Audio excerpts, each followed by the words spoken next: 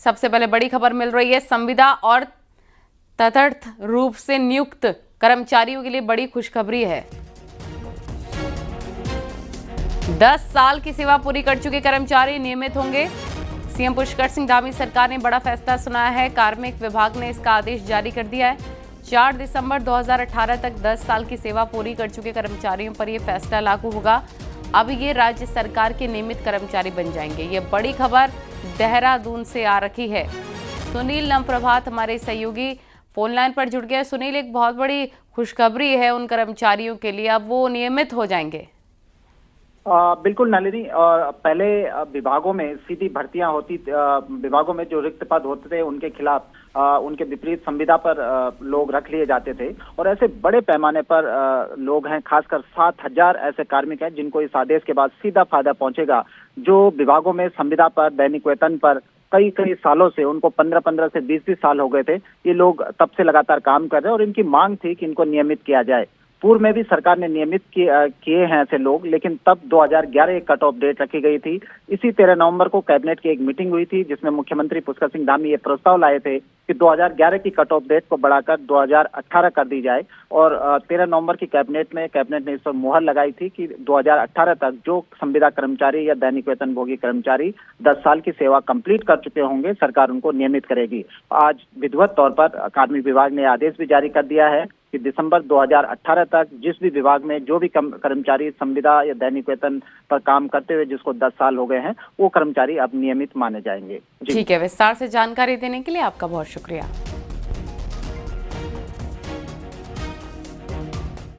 और उत्तराखंड में वन्य जीवों के हमले लगातार बढ़ रहे हैं। अब इस बीच पौड़ी में बड़ा फैसला ले लिया गया है। पौड़ी में आदमखोर गुलदार की दहशत है। इसकी वजह से पौड़ी में 48 स्कूलों और आंगनवाड़ी केंद्रों में शनिवार तक छुट्टी घोषित कर दी गई है। और गुरुवार को गुलदार के हमले में मंदिर में पुजारी की मौत भी हो गई थी। इसके बाद गुलदार को आदमखोर घोषित कर दिया गया और उसे मारने के लिए टीमें तैनात कर दी गई हैं। बता दें, पौड़ी में 15 दिन में दूसरा गुलदार आदमखोर घोषित हुआ है। तो देखिए, वन्य जीवों में सिर्फ गुलदार का ही नहीं बल्कि भालू के हमले का भी काफी दहशत देखने को मिल रहा है। इसका भी खतरा बढ़ गया है। लिहाजा अब शिक्षा विभाग की तरफ से एक और बड़ा फैसला लिया गया। शिक्षा विभाग वन्य जीव हमले से प्रभावित स्कूलों में एस्कॉर्ट की व्यवस्था करेगा। शिक्षा विभाग ने इसके लिए वन विभाग से कहा था। इसके बाद दूरस्थ इलाकों के बच्चों को ये सुविधा मिलेगी। इसका खर्च खुद शिक्षा विभाग उठाएगा। इस हेतु जो है, एक तो वन विभाग से भी रिक्वेस्ट की गई है कि जानवरों के लिए जो उनके सिस्टम है उसको अडॉप्ट करें। और हमने किया हुआ कि स्कूल में बच्चों का थोड़ा टाइमिंग चेंज किया हुआ है और रिक्वेस्ट कर रखी है, उनके गार्जियन से रिक्वेस्ट की हुई है कि आप बच्चों की छुट्टी होती है या बच्चे जिस समय स्कूल को आते हैं उस समय एज ए एस्कॉर्ट उनके साथ आप लोग जो आएँ। और सरकार यही प्रयास सरकार ने किया है बीच में कि जो बच्चे दूर दराज से आते हैं उनके लिए भी एस्कॉर्ट की व्यवस्था हमारी उत्तराखंड गवर्नमेंट ने भी की हुई है और भारत सरकार से जो फंड आता है उसमें भी इसकी व्यवस्था की गई है। रुद्रप्रयाग जिले में गुलदार बेखौफ घूम रहा है। ताजा मामला शुक्रवार सुबह का बताया जा रहा है, जहां पर भीरी परकंडी मोटर मार्ग पर कार सवार एक युवक को अचानक सड़क पर गुलदार घूमता दिखाई दिया। युवक ने तत्काल गुलदार का पीछा शुरू कर दिया। काफी देर तक गुलदार आगे दौड़ता रहा, लेकिन उसके बाद सड़क किनारे झाड़ी में घुस गया। युवक जैसे गुलदार के सामने कार लेकर पहुंचा तो गुलदार ने उस पर सीधे हमला बोल दिया। गनीमत यह रही कि कार का दरवाजा बंद था। इतनी देर में युवक कार लेकर वहां से निकल गया।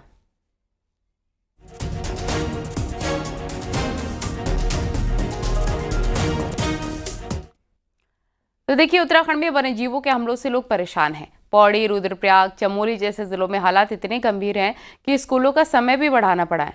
कई जगह स्कूल बंद भी करने पड़े हैं। लेकिन बड़ा सवाल ये है कि जब खतरा इतना ज़्यादा बढ़ गया है तो बच्चों को घर से पढ़ाने के लिए ऑनलाइन क्लासेस का विकल्प क्यों नहीं अपनाया जा रहा। दिखाते हैं इसी से जुड़ी आपको रिपोर्ट।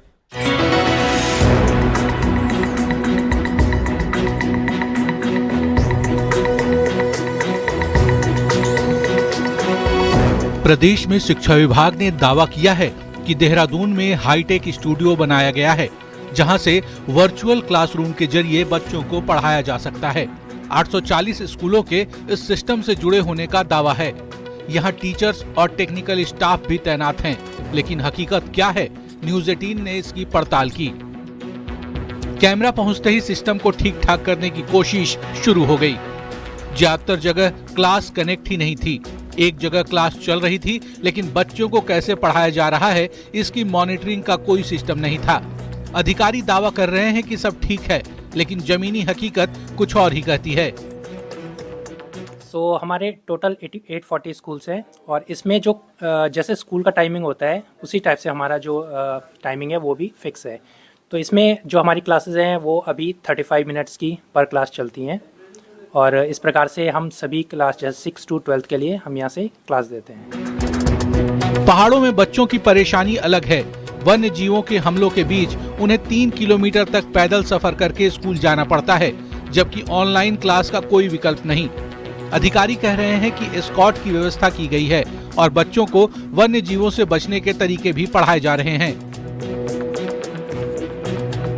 हमारा जो घर है वो यहाँ से ऊपर 3 किलोमीटर दूर है और हम रोज़ यहाँ नीचे 3 किलोमीटर नीचे आकर अपने विद्यालय में पढ़ने के लिए आते हैं, जिससे जो सबसे बड़ा खतरा है वो है भालू का, क्योंकि भालू अब काफ़ी खुंखार हो चुके हैं। वो हम बच्चों पर भी हमला कर सकते हैं, क्योंकि और जो हमारा रास्ता है वो काफ़ी बीहड़ जंगल के भीतर से जाता है।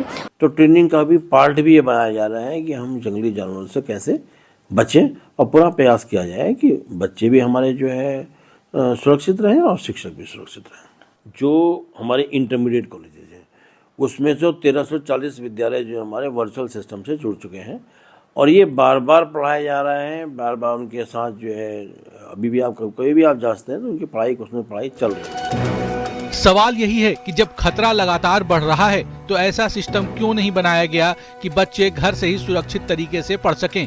क्या शिक्षा विभाग किसी बड़े हादसे का इंतजार कर रहा है? चमोली से नितिन के साथ भारती सकलानी, न्यूज़ 18 देहरादून।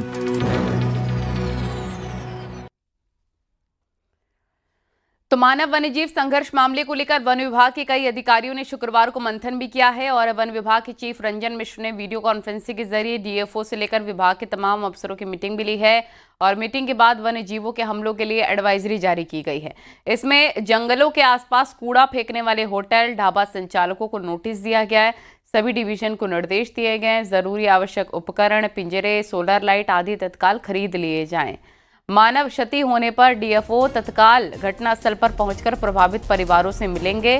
सभी ऑफिसर अपने अपने क्षेत्रों में मानव वन्यजीव संघर्ष रोकने के लिए किए जा रहे प्रयासों की एक्शन टेकन रिपोर्ट हर दिन शाम 4 बजे तक अनिवार्य रूप से देंगे।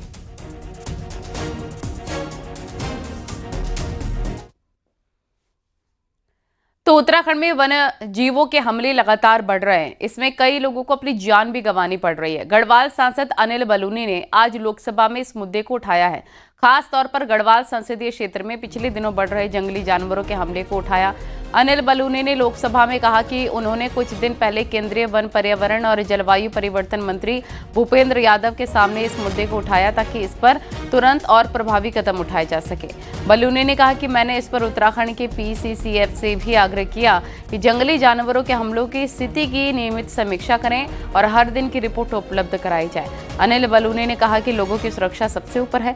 बलूनी ने कहा कि इस मामले पर राज्य सरकार को संसाधनों के साथ मदद करने की जरूरत है। बच्चों को लोग स्कूल भेजना बंद कर रहे हैं पहाड़ों के अंदर, क्योंकि बच्चों के ऊपर बहुत तेज़ी से हमले हो रहे हैं। अंधेरा होते ही पहाड़ों पे कर्फ्यू जैसी हालत हो जा रही है। इतने ज़्यादा मैन एनिमल कॉन्फ्लिक्ट बढ़ा है। मेरा माननीय भूपेंद्र यादव जी बैठे हैं, मेरा उनसे आग्रह भी है कि इसमें राज्य की मदद करनी चाहिए। संसाधनों की आवश्यकता है बहुत बड़ी संख्या में। हम लोगों को नए आधुनिक पिंजरों की ज़रूरत है।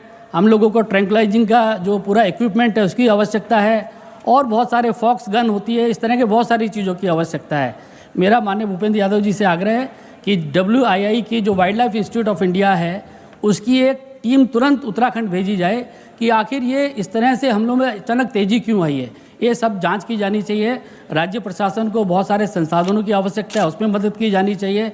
और मान्यवर जो लोग अपने परिजनों को खो रहे हैं उनकी भारत सरकार के द्वारा क्या, वन विभाग के द्वारा क्या क्या और मदद हो सकती है उसका ध्यान रखा जाना चाहिए।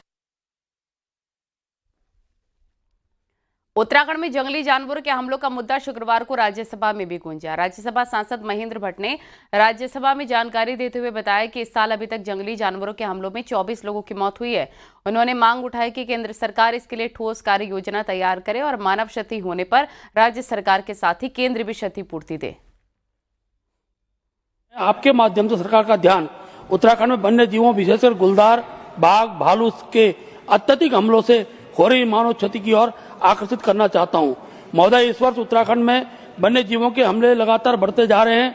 अभी तक प्राप्त आंकड़ों के अनुसार इस वर्ष वन्य जीवों में विशेषकर गुलदार, बाघ तथा भालू के हमलों से 24 लोगों की मौत हो चुकी है। इस प्रकार की घटनाओं से संपूर्ण उत्तराखंड के क्षेत्र में अत्यधिक भय का माहौल बना हुआ है।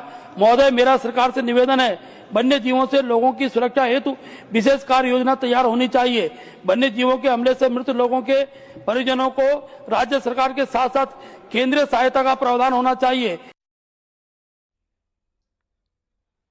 तो उत्तराखंड में सिर्फ गुलदार और भालू नहीं बल्कि जंगली हाथियों का भी तांडव दिख रहा है। हरिद्वार के रिहायशी इलाकों में देखिए आप, लगातार जंगली हाथियों के आने का सिलसिला जारी है। ताजे मामले में आप देखिए, हाथी ने घर के बाहर खड़ी एक कार को तोड़ डाला। जगजीतपुर के वसुंधरा एनक्लेव में गली में खड़ी कार को टक्कर मारकर जंगली हाथी ने इसे तोड़ दिया। हाथी के उत्पात की घटना सीसीटीवी में कैद भी हो गई है। वीडियो में देखा जा रहा है गली से गुजर रहा हाथी यहां पर खड़ी हुई कार को तोड़ता नजर आ रहा है और वो आगे निकल गया। इस इलाके में हाथियों की लगातार आवाजाही और उत्पात से स्थानीय लोगों में काफी दहशत बनी है।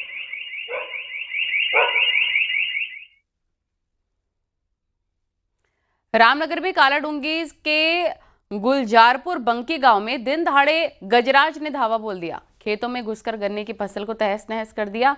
गांव के हाथी को देखकर ग्रामीणों ने दहशत का माहौल देखने को मिला।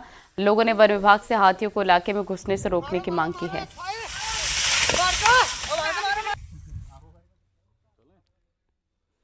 चंपावत के सिंगदाग के पास शुक्रवार सुबह एक दर्दनाक हादसे में 5 लोगों की मौत हो गई। बताया जा रहा है कि 10 बारातियों को लेकर एक बोलेरो कार पाली से गंगोली हाट लौट रही थी। इसी दौरान सिंगदा के पास कार बेकाबू होकर 200 फीट गहरी खाई में जा गिरी।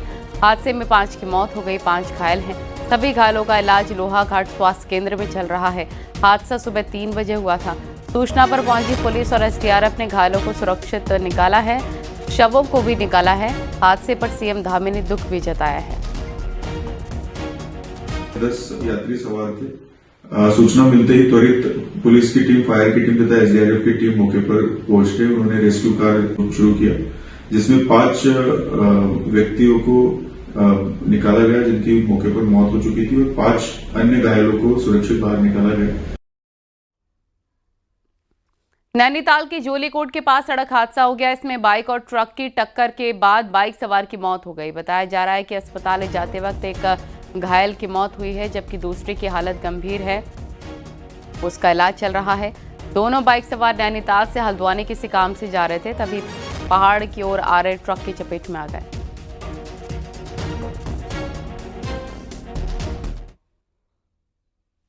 और देहरादून के मोहब्बे वाला इंडस्ट्रियल एरिया के चौक पर एक बेकाबू ट्रक एक दुकान में जा घुसा। इस दौरान ट्रक ने रोड के किनारे खड़ी कई गाड़ियों को टक्कर भी मार दी। 9 से ज़्यादा गाड़ियां चकनाचूर हो गईं। वहीं पलटने के साथ ही ट्रक के फ्यूल टैंक से डीजल लीक करने लग गया। इससे आग लगने का खतरा पैदा हो गया।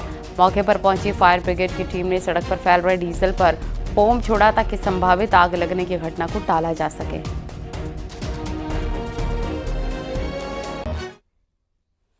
बीजेपी नेता कर्नल अजय कोठियाल के बयान और उसके रोल बैक के बाद धराली आपदा फिर राजनीति के केंद्र में है।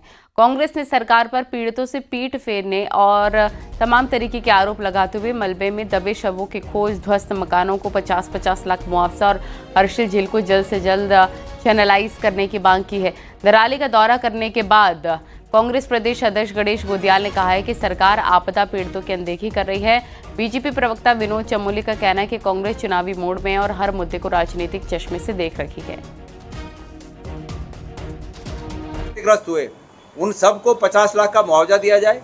नंबर 2 बात, व्यावसायिक प्रतिष्ठानों को ये कह के कि ये व्यावसायिक प्रतिष्ठान है, हम इनकी मदद नहीं कर सकते, सरकार अपना पल्ला न झाड़े, सरकार उनकी पुरजोर मदद करे। हर्षिल को हुए आसन्न जो अभी तक खतरा मंडरा रहा है हर्षिल पर, तत्काल सरकार उस लेक को खत्म उस लेक को खाली करने का काम करे, पानी को चैनलाइज करने का काम करे, नदी को चैनलाइज करने का काम करे। ये है कि पूरे उत्तराखंड में आपदा के तहत किसी प्रकार के क्षतियों का सरकार स्पष्ट आकलन करे और जो 5700 करोड़ उत्तराखंड की सरकार ने भारत सरकार से मांग की थी, उसमें से प्रधानमंत्री जी ने कहा 1200 करोड़ मिलेगा और वो 1200 करोड़ भी नहीं आया। कि अभी ये सरकार के आंकड़े आने वाले हैं कि सरकार ने कितना कंपनसेशन दिया है और सरकार ने अभी तक अवस्थापना सुविधाओं के लिए क्या क्या कुछ वहाँ पर किया है, ये सरकार की तरफ से आंकड़े सामने आने वाले हैं। तो समय आएगा, इसको सब जनता के सामने रखा जाएगा। आपको लगता है कि कांग्रेस पॉलिटिक्स है? हाँ, निश्चित तौर पर कांग्रेस तो इलेक्शन मोड में है, वो हर चीज़ को राजनीतिक चस्पे से देख रही है। और विकासनगर से खबर, जहां पर पछुआदून इलाके में अवैध प्लॉटिंग पर मसूरी देहरादून विकास प्राधिकरण की कार्रवाई जारी है। टीम ने छरबा और शेरपुर में 25 बीघा सरकारी जमीन पर हुए अवैध निर्माण को जेसीबी से ध्वस्त किया। टीम ने कॉलोनाइजर को दोबारा निर्माण कार्य करने पर कानूनी कार्रवाई की चेतावनी दी है।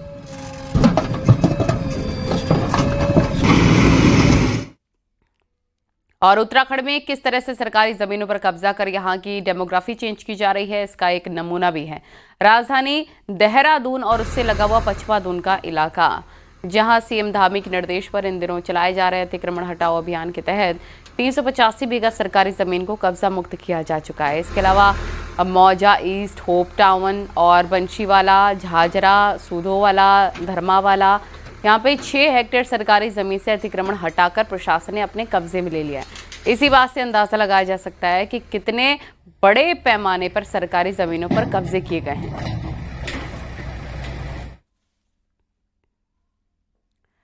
और देश के कई राज्यों में एसआईआर की प्रक्रिया जारी है। उत्तराखंड में भी प्री एसआईआर शुरू हो चुका है, जो कि 31 दिसंबर तक चलेगा। आखिर क्या है ये प्री एसआईआर, इस रिपोर्ट में आपको दिखाते हैं।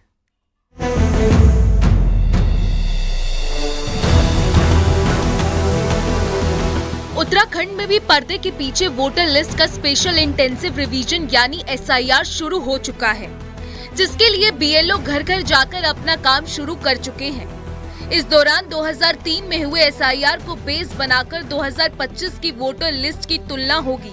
इस दौरान जिन लोगों के नाम 2003 में है और 2025 में है, तो ऐसे लोगों को अपने माता पिता या दादा दादी की 2003 की स्थिति साफ करनी होगी। हालांकि इस एसआईआर के बीच सबसे ज्यादा टेंशन उन पतियों की बढ़ी हुई है जिनकी शादी 2003 के बाद हुई है, क्योंकि उन्हें पत्नी के माता पिता के कुछ दस्तावेज मंगाने होंगे। एसआईआर जैसी आए एक नई चीज जनता में बीच में आ गई, लोग कंफ्यूजन में है, मैं भी कंफ्यूजन में हूँ। 2009 में मेरी शादी हुई है, अब 2003 से एसआईआर। मैं अपनी पत्नी से भी बात कर रहा था, अब आप अपने गांव जाइए, अपने माता पिता से एनओसी लेके आइए या वहाँ से कटा के आइए। तो ये प्रोसेस जटिल है या सरल है, आने वाला समय बताएगा। पर मेरा अलग से मानना है कि एसआईआर जैसी प्रक्रिया लगातार होनी चाहिए, इससे ये तय हो पाएगा कि भारत के मतदाता कितने हैं। मेरी शादी 2014 सन में हुई है, तो उस समय मेरी शादी, मैं हल्द्वानी रहता हूँ, मेरी धर्मपत्नी पिथौरागढ़ गंगोली हाट की हैं। अब सरकार कहती है कि 2003 के डॉक्यूमेंट उनके मतदाता प्रमाण पत्र वाले लाने पड़ेंगे, तो किंतु मुझे लगता है कि 2003 में तो मेरी धर्मपत्नी जो थी वह मतदाता नहीं थी, उसने वोट नहीं दिया होगा। तो मुझे लगता है कि इसमें कुछ तकनीकी खामी है जिसमें सुधार करना चाहिए, इससे सरलीकरण हो सके। कागज बने तो ठीक, अच्छी बात है, लेकिन बहुत ज्यादा जटिलता नहीं होनी चाहिए। हालांकि सरकारी अधिकारी इस प्रक्रिया को बेहद आसान करार दे रहे हैं। उनका दावा है कि अभी प्रदेश प्री एसआईआर की स्टेज में है, आगे आगे ये प्रक्रिया और साफ होगी। मतदाता पहले ज्योग्राफिकली कहीं और रहा हो, वैवाहिक आधार पर भी चांसेस होते हैं कि जो 2003 में कहीं और रहे हों, वो अब यहाँ वैवाहिक बंधन में बंधने के फलस्वरूप उनका विधानसभा क्षेत्र परिवर्तित हो गया हो, या जो बस आस्ते हैं या रिटायरमेंट के बाद कुछ लोग कहीं चले जाते हैं, तो तमाम तरह की जो बातें हैं तो उसे समन्वय के साथ और उसमें बीएलओ ऐप का इस्तेमाल भी कर रहे हैं। जाहिर है 2003 की वोटर लिस्ट में जिन लोगों के नाम हैं, उन्हें ज्यादा दिक्कत नहीं, लेकिन जिन लोगों के नाम नहीं है उनके लिए भी प्रक्रिया आसान है। वो अपने कुछ डॉक्यूमेंट्स दिखाकर आसानी से अपना वोट बना सकते हैं। हल्द्वानी से न्यूज़ 18 के लिए शैलेंद्र नेगी की रिपोर्ट। मध्य प्रदेश से लेकर बिहार तक महिला मैजिक ने सत्ता की जो तस्वीर बदली है। 2027 से ठीक पहले उत्तराखंड में भी बीजेपी इसी मास्टर स्ट्रोक को दोहरा सकती है। इससे कांग्रेस भी अनजान नहीं है। दिखाते हैं आपको रिपोर्ट।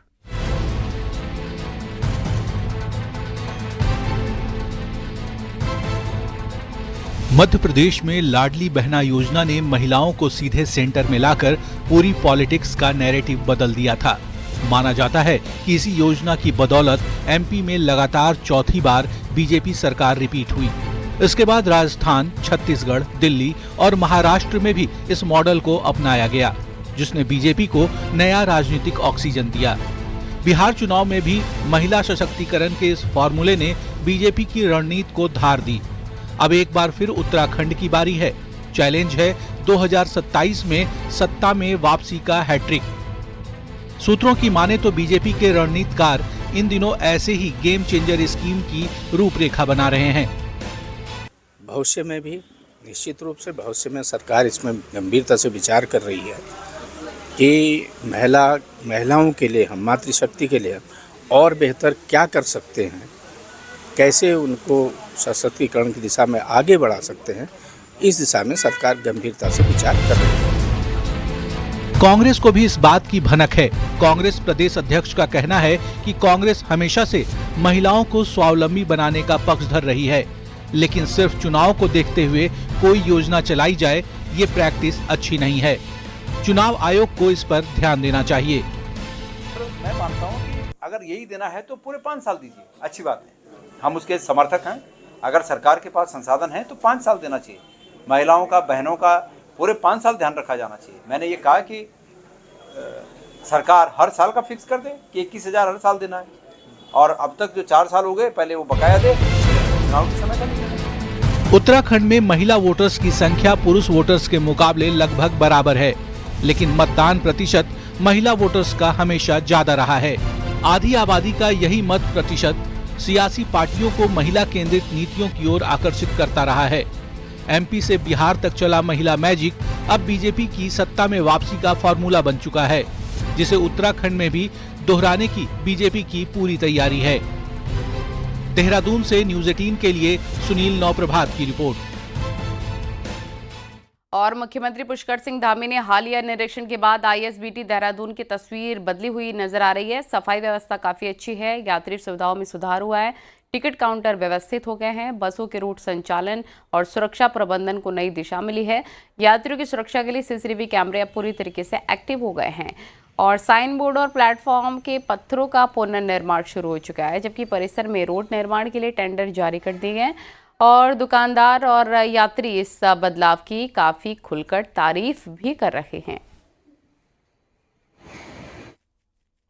सर, मेरा नाम सचिन रतोड़ी है और जब से मुख्यमंत्री जी यहाँ पर आए हैं तब से यहाँ पर पूरा साफ सफाई पर ध्यान दिया गया है और जो भी बाहर से पर्यटक आ रहे हैं घूमने, उन्हें पूरा क्लीन मिल रहा है। मैं यहाँ पे अब आगरा वापसी जा रहा हूँ तो यहाँ पे ये रेलवे आईएसबीटी बहुत साफ सफाई का ध्यान है। यहाँ पे टॉयलेट भी साफ है, ड्रिंकिंग वाटर भी है, एटीएम की सुविधा भी है।